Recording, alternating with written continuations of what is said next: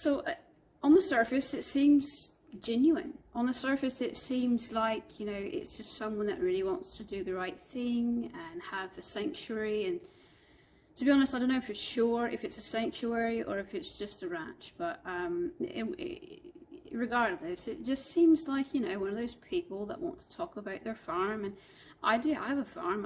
I a small farm, not like hers. It's a tiny farm compared. I talk about my farm, and you know, I understand, you know, that's a growing trend now. And either way, whether it's a sanctuary or a farm, a lot of people find it interesting. I find it interesting, but the problem is that her intentions behind things are not always as they seem. And with this one, I don't only have what we're going to do with the baseline, you know, thing. I talk about how to tell someone's baseline personality through facial expressions and just kind of certain expressions that they have. I've talked about this in many of the other ones, but it's the first one that you're watching. Basically, it's that scientific, it's a general idea. CSI and people like that actually have adapted this in several different ways. That someone's, quote, baseline can be used to determine whether or not somebody's telling the truth. Well, I take it a bit further than that, and I use someone's baseline to see, okay, is your tendency to be someone who tells the truth, someone who is honest, someone who's giving and kind and nurturing, or is your tendency to be selfish and greedy and arrogant and that kind of stuff? Lie. So there's not much studies done on the actual baseline, from what I understand, at least not to the public, what the baseline means as far as what someone's tendency is naturally. Usually you hear about people using it to say, okay, if an expression alters from the baseline, then that means that they could be lying. You know, if something dramatically changes, it doesn't seem real. It seems like a false emotion or something. And so people don't really spend a lot of time on what I'm spending on, and some of it could be chalked up to just a natural ability I've had since I was a little child. It's brutally obvious to me, and I can tell when people are lying, and I can tell when people are not genuine, and I can tell when people's intent does not match the words that they say. Just their overall intent, and I can tell their overall, you know, vibe of who they are. You know, sometimes you're around somebody, and on a much smaller scale, I'm sure anyone can relate to at least this, where you feel like, okay, I don't know why, but that person just has bad vibes, and I don't know why. So take that, but like to a nitpicky extreme, where we dissect why they have bad vibes and what gives off the bad vibes in the beginning. So that being said, we're going to talk about her and her situation first. Well, actually, no, let's not. Let's go back and actually look at just her facial expressions first, and then show you the actual physical evidence to back that up. Okay? And a lot of people don't put two and two together, but she's been on the news so many different times that if you follow all of those stories and you actually sit here and go, huh, you know what? You know, but a lot of people don't think twice about it. So at the end, we're gonna put that together. But first, we're gonna talk about just the way that she looks, okay? And I don't mean the way that she physically looks. I mean her facial expressions, okay? I'm going to pull up several different images as I'm talking. This is the first one. And, you know, she's just in almost every single screenshot.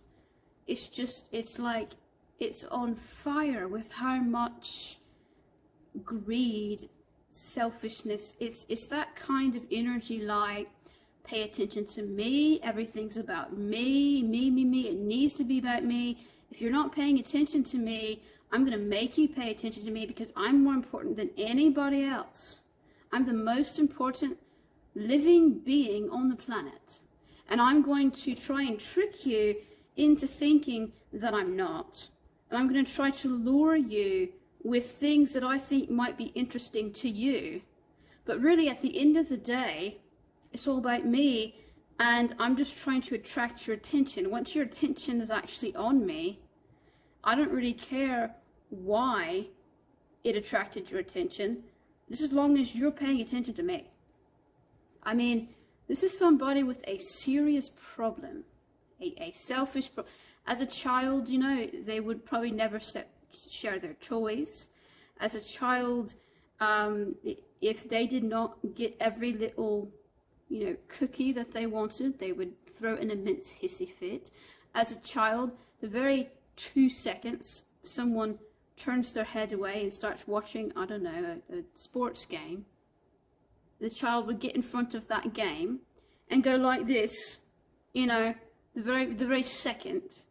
I mean, this is somebody, a very needy somebody, who constantly, and is willing to lie and make up stories to make people pay attention. And they want to make up sad stories or scary stories eventually, because they know that happy stories is not going to keep people interested long enough. They want everything to be dramatic. And so that comes to our point as to what is the physical evidence for her doing this. Like I said, initially, it seems normal. And you look at the happy ones, the funny ones, the tone of voice has a lot to do with it. We haven't talked about the tone of voice much, but the tone of voice has a ton to do with it. And it's difficult for me to actually put, I don't have the means to actually put it in the video, but I'm going to try and mimic her tone of voice, and I'm going to be a little more probably dramatic than she is. So maybe that will actually help you know what to look for too. But basically, you know, there's a very famous emu that has gotten a lot of attention for interrupting her. And she goes, "Emmanuel, I really don't appreciate when you're in front of the camera, because I really want to talk about this. I really want to talk about this. It's important to me. Why are you doing that? I'm talking about something right now, and this is supposed to be about me." It's like nails on chalk. That's exactly how it sounds to me. Exactly. You'll notice I never poke fun at anyone who does this for the right reasons, who's in it for the right reasons. Even the stuff that she's saying, she did say stuff like that. She legit said stuff like that. And some people will think that, oh, it's just her being funny, it's just her trying to make fun. But when you pair it with her tone of voice and her facial expression, you know that she's not doing it just to make fun. She's actually genuine when she says those words. She believes it is meant to be out. And there was something in the news, I'll never forget it, where they were interviewing her. And she matter-of-factly said, "You know what, I thought that it was about me, but I realize now that it was always about him." And, you know, I'm over-dramatizing, yes, I know. But that's how it sounds to me. And that's what she said. She said, "I know that, you know, I did this and I thought initially it was about me. And now I know it's not. It's always been about him." She admitted that no one prompted her to say that. She admitted it herself. She doesn't get as many views. People are bored with her probably. She said, "Oh, I need something to attract people's attention again." Well, this past year, in the United States, there was a massive avian flu outbreak. And she used that, I believe, to create a false story. There's images of him, and he kind of looks sick, but guess what? She could have just sedated him. Honestly, you look at that, and me, as someone that raises poultry and knows what to look for bird flu, yes, technically it could be onset of bird flu, but you know what it looks like more than anything else? A bird on sedation. That's what it looks like.